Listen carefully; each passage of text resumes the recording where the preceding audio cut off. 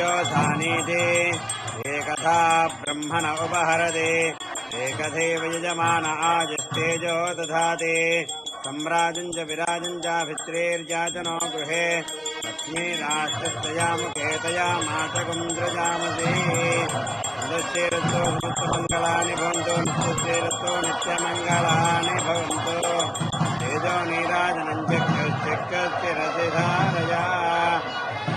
महालक्ष्मी देव्यै नमः वेदोक्तवर्णमन्त्रपुष्पाञ्जलिं भित्रेर्याजनो गृहे लक्ष्मीराष्ट्रस्तया मुखे तया मातकं द्रजामसे नृत्येरस्तो समस्तमङ्गलानि भवन्तु नृत्येरस्तो नित्यमङ्गलानि भवन्तु तेजो नीराजनं चक्रश्चक्रस्य रतिधारया महालक्ष्मी देव्यै नमः वेदोक्तवर्णमन्त्रपुष्पाञ्जलिं